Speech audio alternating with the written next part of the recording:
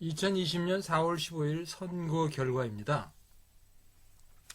더불어민주당 163석, 미래통합당 84석, 정의당 하나, 무소속 5표. 지금 빨간 거 파란 것이 색깔만 좀 바뀌었지 6.25 때 낙동강 전선하고 지금 거의 같아요, 모양이. 그런데 제가 지금 이걸 보고 있는 이유는 왜 그러냐 그러면요, 이게 지금 종교 분포도예요. 왼쪽에 이렇게 불교인이고 가운데가 기독교인이거든요. 지난 색이 더 높은 거예요. 그러니까 이 그림하고 이 기독교인 그림하고 이 그림하고 똑같다는 거예요, 지금요. 가만 보니까. 똑같죠? 네. 기독교 비율하고. 근데 이걸 좀 더 자세히 보려고 이렇게 됐어요. 개신교인고 967만 명 첫 제1 종교로 등극을 했대요. 이게 이제 뭐 개신교가 이렇게 올라가고 불교가 이렇게 떨어지고 그 천주교도 뭐 이렇게 올라가다 떨어지는데 개신교만 이렇게 올라갔잖아요. 근데 서울이 24.2%, 부산은 12%, 대구 12%, 인천 23%, 광주 20%, 대전 21%, 울산 10%, 세종 19%, 경기 23%. 그러니까 서울, 경기, 인천은 전부 23%예요. 23%, 24%. 23%, 24%. 그 다음에, 여기 전라, 전북, 전남 26%, 26%, 23%. 그러니까 여기가 이렇게 까맣잖아요. 여기가. 전북이 있는 데가요. 여기가 26%, 23%. 그러니까 서울, 경기, 인천, 전라, 전북은 기독교 비율이 23% 이상이라는 거죠. 나머지 지역은 전부 뭐 15%, 13% 막 이래요. 부산 같은 데 12%, 12% 이렇잖아요. 근데 우리는 지금 이런 사건을 보고 있어요. 7월 8일 날인가요? 박원순 씨가 자살을 했죠. 그래서 그 박원순이라고 부르죠. 그리고 그 사건 후에 여러 가지 문제가 생겨가지고 그 갤럽에서 일주일에 한 번씩인가 이렇게 지지율을 발표를 하잖아요. 근데 문재인 지지율이 지금 이렇게 나왔다는 거예요. 지금 아주 보통 시끄러운 게 아니잖아요. 지금 부동산 때문에 시끄럽고 뭐 MBC, KBS 권한유착이냐 검언유착이냐. 그런데 지금 추미애 발언에 뭐 개판 무인지경 이게 지금 무슨 나라예요 이게? 나라가 니네 거냐 소리를 하고 이게 니 나라냐 소리하고 말도 안 되는 일이 벌어지고 있잖아요. 그런데 희한한 일이야. 여기 광주하고 전라는 문 지지율이 올랐다는 거예요. 자, 광주 전라는 문 지지율이 5% 이상은 올랐어요. 지지율이 올라가요 지금. 근데 그 지역이 서울, 경기, 인천, 전라, 광주 이 지역이 기독교 인구 비율이 23% 이상인 거예요. 23%, 전라, 북도는 26%가 되죠. 그러니까 여기 지금 정상적인 거죠 이게 지금. 대전, 충남, 경북, 대구, 경남, 부산 이게 정상적이거든요. 떨어지는 게 정상적이잖아요. 이 난리판을 치고 있는데 여기는 보통 뭐 12%, 13%밖에 안 되거든요. 그럼 기독교가 도대체 몇십 년 동안 뭐 가리킨 거죠, 이거? 자, 한번 들어보세요. 그 점을 얘기 드리고, 또 하나는 제가 참 이 얘기를 드려야 되냐, 말아야 되냐고 굉장히 오늘 아침에 그 갤럽에서 네. 문재인 대통령에 대한 지지도 조사가 있었습니다. 그걸 보면 20대 여성들이 최근 일주일 사이에 지지율이 15%포인트가 떨어졌다. 30대 여성에게는 대통령 지지율이 7%포인트가 떨어져서 56%다. 아직도 굉장히 높죠. 네. 30대 여성이 지지율이 56%, 20대 여성은 42%. 20대 여성은 많이 떨어졌습니다. 네. 제가 이걸 얘기하려는 것은 아니고 지역을 보면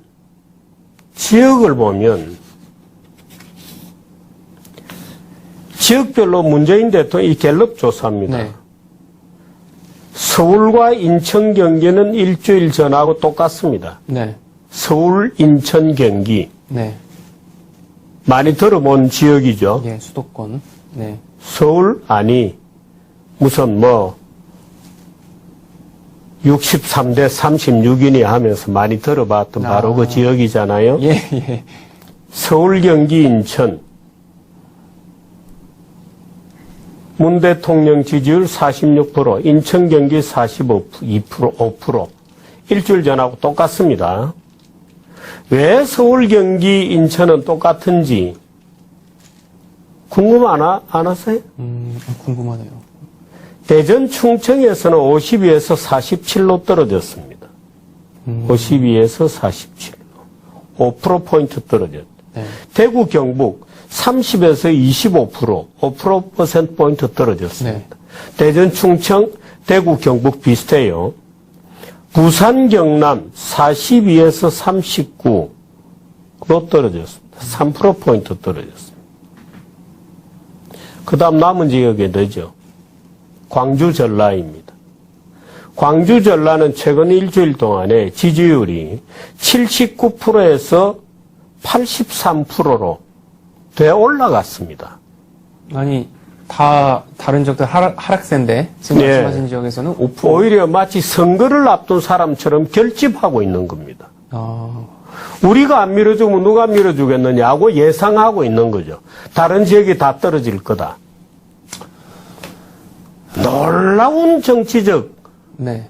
답변을 하고 있거든요. 일반 시민들이. 그래서 이게 지금 대한민국 정치의 문제가 어디에 있는지를 너무나 적나라하게 보여주는 얘기거든요. 문재인 대통령 지지율이 최근 이 난리, 박원순 사건으로 이 난리통에도 네. 20대, 30대 여성에게서 크게 떨어졌는데 서울, 인천, 경기는 요지부동의 지지율이잖아요. 네. 광주, 전라로 가면 지지율이 더 올라갔어요. 네. 83%입니다. 위대한 정치적 인간들의 탄생이죠. 위대한 정치적 인간의 탄생입니다. 어떤 뚜렷한 민심의 추이를 보여주는 결과가 나왔다고 생각을 하시는 거죠? 그렇습니다. 이제 이런 것들이 현재 대한민국의 이렇게 되면 이거는 올바른 선거도 안 되고 민주주의의 실패와 파탄입니다. 지금 우리 주동식 씨가 지난번에 광주 서구에서 출마를 해서 늘 하는 얘기가 그거였잖아요. 이 광주가 대한민국으로 빨리 와야 되는데 네. 오히려 대한민국이 광주로 떨어지고 있다. 광주로 떨어지고 있다. 지금 이런 겁니다. 그러니까 이런 식의 말하자면 유권자들의 집단이 존재하죠. 네. 이제 이렇게 되면 정치가 네. 올바른 선호가 표현된다고 볼 수 없죠. 유권자들이 너무 정치적이에요. 예상까지 하고 움직이는 겁니다. 예상까지 하고. 근데 지금 방금 주필님께서 설명해 주신 것을 쭉 들어보면은 서울 수도권하고 전라도와의 연관성이 있는 거 있죠. 아닙니까? 네. 이 지지율이 다 떨어진다든지 네. 아니면 강력한 우군이라고 할 수 있는 2030 여성층에서도 떨어졌는데 네. 서울 수도권은 놀랍게도 요지부동이죠. 예, 요지부동이고 전라도는 오히려 올랐다. 그럼 네. 이 두 지역의 연계성이라고 할까요? 이제 그런 것도 다 좀 어느 정도 드러나. 그게 이제 지난 선거에서 왜 그런 결과가 나타났는지를 우리가 어느 정도 네. 이해할 수 있죠. 지금 이제 이 조사 결과가 정확하게 말해주는 그대로입니다. 그래서 이 문제에 대해서 정말 이렇게 되면 정치적으로는 어떤 종류의 캐스팅 보트를 예. 특정 지역에서 계속 질 수 있을지는 몰라도 네.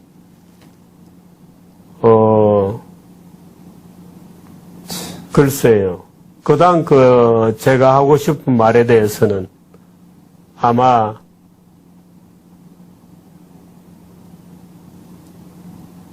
짐작하시들 하시겠죠. 정치 전선에서는 이길지 모릅니다. 그러나 사회 안에서 대한민국인으로서의 위치에 대해서는 깊이 고민해 봐야 될 것 같습니다. 성경에서 그 남한국, 북한국이 있었잖아요. 북한국이 721년에 아수르의 멸망을 당하죠. 그리고 이제 히스기야, 그 다음에 므낫세, 그렇게 거쳐가지고 마지막 왕이 요시야 왕이 되잖아요. 요시야 왕이 BC 641년부터 610년까지 31년간을 다스리죠. 가장 그 유대 왕국 중에서 남북 왕국을 통틀어서 가장 위대한 왕이라고도 할 수 있는 왕이 요시야 왕이었거든요. 그 당시에 국민의 의식 수준 상태가 지금 이랬다는 거죠. 그러니까 도저히 고쳐서 쓸 수 있는 방법이 없었던 거예요. 도저히 고쳐서 쓸 수 없는 방법이, 고쳐서 쓸 수 있는 방법이 없었기 때문에 하나님이 요시야 왕은 일찍 데려가 버리죠. 39살에 데려가 버린 거니까요. 39살에 데려가 버리고, 그러고 멸망을 당하게 되죠. 그래서 23년간의 멸망 기간 동안이 거기서 생기게 되는 거죠. 근데, 애굽의 바로 느고가 올라가는 전투하다가 죽게 되잖아요. 그래가지고 나중에 내려오면서 여호와스를 죽이고 여호와김을 세우지요. 여호와김을 세워가지고 여호와김이 4년이 됐을 때 예레미야가 보낸 편지를 찢어가지고 화롯불 속에다 이렇게 집어넣고 막 그러는 과정이 생기죠. 근데 이제 그때 당시가 4년이 지났으니까 609년, 608년, 607년, 606년이거든요. BC 606년. 이때 당시에 이제 갈그미스 2차 전투가 있게 되는 거죠. 2차 전투가 있게 돼요. 그때 2차 전투도 사실 다들 어떻게 생각하냐 그러면은 느부갓네살이 쳐 내려온 거로 살지만 그 전투 지역이 어디였냐 그러면 갈그미스였거든요. 갈그미스에서 전투를 했다는 것은 애굽이 쳐 올라갔다는 얘기가 되죠. 그리고 느부갓네살이 바벨론은 방어를 했다는 거고요. 근데 그 당시에 다니엘이 뭐 잡혀갔다 이렇게 한다는데 그런 얘기들은 다 틀리다 이런 얘기 제가 말씀드렸어요. 그때 당시에는 유대는 애굽의 바로 느고한테 지금 통제를 받고 있는 상황인 거죠. 그것이 나중에 그 후 4년이죠. 그 후. BC 602년에 바벨론이 올라와서 애굽을 자기 통제 안으로 집어넣어버리죠. 석국을 만들어버리잖아요. 그런 상황 속에서 그러니까 BC 606년에 아마 그 화롯불에다가 편지를 불에다 태우고 그럴 때 아마 하박국이 그때 거기 하는 얘기였을 거예요. 우리가 하박국사라는 걸 있죠. 하박국사에서 이제 그 얘기를 하죠. 저 나쁜 놈, 저놈 저거 벌 안 주고 공의 하나님이 어떻게 그러실 수 있냐고 이렇게 얘기를 하니까 하나님이 벌 주겠다고 말씀하시잖아요. 어떻게 벌을 주겠다고 그래요? 바벨론을 끌어다가 이걸 멸망시켜버리겠다고 그러잖아요. 멸망시켜버리겠다고. 그러니까 하박국이 하는 얘기가 그거죠. 하나님 그러시면 안 되죠. 문제가 있는 저 여호와김 저놈 하나만 쳐내면 되는 거지 나라를 멸망시키면 안 되는 거죠. 막 그렇게 거기서 애원을 하잖아요. 그 얘기가 하박국서예요. 그래서 이제 거기서 나오는 얘기가 외양간에 송아지가 없어도 뭐 무화과나무에 뭐 잎이 무성하지 않아도 뭐 이 얘기가 거기서 나오는 거거든요. 나는 즐거워하리. 부흥이라는 얘기가 성경책에 딱 한 번 나와요. 딱 한 번 나오는데 그 문제를 하나님이 지도자 하나를 바꿔가지고 문제가 해결될 것 같지 않다는 거예요. 이 세상이 지금. 그렇죠? 그래서 그때 그들을 전부 포로로 끌어가 버리는 거죠. 바벨론으로 다 끌어 데려가 버리죠. 근데 현재 우리나라 상황이 지금 이런 것 같아요. 이걸 뭐 더불어민주당이 어쩌고 전라도가 문제고 이 얘기를 하자는 게 아니에요. 제가 기독교 비율이 23% 이상 더 높은 곳에서 이런 현상이 나타나고 있다는 거예요. 지금과 같은 현상이 서울, 경기, 인천에 뭐 전라도 사람이 많이 있겠죠. 분포가 훨씬 더 많겠죠. 하여간 기독교율이 23% 이상 높은 곳에서 옳고 그름이 없어요. 정의가 없어요, 지금.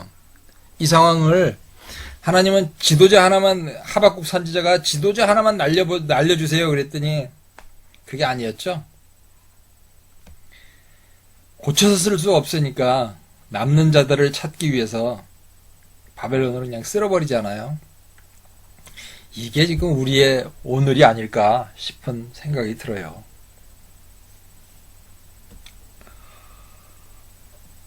답답하죠. 그래도 하나님이 하박 부흥이라는 얘기가 하박국사에 딱 한 번 나온다는 사실을 아세요? 우리는 사실 그렇게들 얘기를 하잖아요. 전쟁보다는 아무리 나쁜 평화도 전쟁보다는 낫다. 문재인이가 잘 하는 얘기죠. 근데 잘 한번 생각해 보세요. 전쟁이라는 것이 나쁜 건가? 당장 당하는 사람은 나쁘겠죠. 대한민국을 가만히 보면 아마 6.25 전쟁이 없었더라면 대한민국 지금 이렇게 잘 먹고 잘 살 수가 없어요. 6.25 전쟁을 통해서 뭐냐 그러면 우리 국방력이 9만 2천 밖에 없었거든요. 전쟁을 통해서 70만 대군이 만들어지잖아요. 그리고 그 전쟁을 통해서 미국이 여기 한미 방위 조약을 맺게 되고 그래서 이게 이 나라가 부흥을 한 거죠. 전쟁이라는 게 참혹하기도 하고 하지만은 어떻게 보면 역설적인 것 같아요. 세계 1차 대전, 2차 대전도 그렇잖아요. 사람이 엄청나게 죽었잖아요. 수천만 명이 죽었다고 그러죠.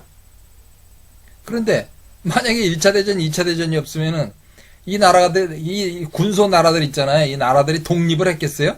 전부 전제주의 정치 아래 다 그냥 속국으로 거기서 살고 있겠죠. 1차 대전, 2차 대전이 있으면서 그 모든 나라들이 독립을 해가지고 지금 우후죽순이죠. 완전히 이렇게 생겨가지고 수많은 나라들이 독립을 했어요.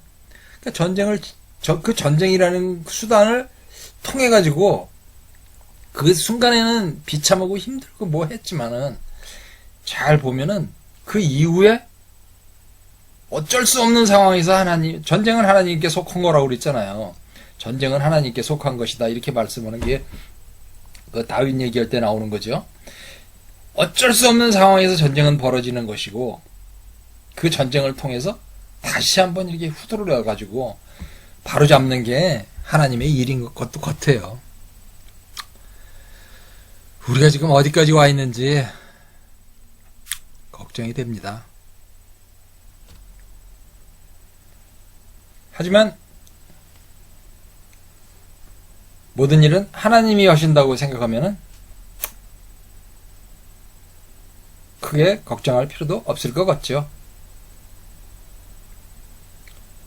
우리가 이 순간에 해야 할 일은 하나님을 좀 더 많이 알아가야 될 것 같습니다. 요시야 왕 때 예루살렘을 아주 없애버리잖아요. 예루살렘을 파괴시켜버리는데 뭐였느냐 그러면은 예루살렘에 가서 제사는 다 지내잖아요. 제사는 지내는데 알맹이가 없어요. 제사만 지내고 있죠.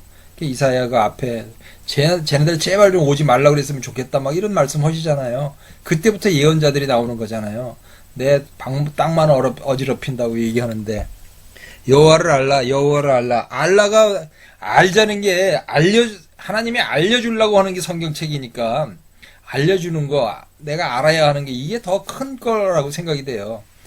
근데 우리는 지금 모두 다 뭐냐 그러면 제사만 지내죠. 제사. 그러면서 그 앞에 가서 순종이 제사보다 낫다 이런 소리는 다들 해요. 그런데 하여간 이 앞에 있는 이것은 참 우리를 부끄럽게 하네요.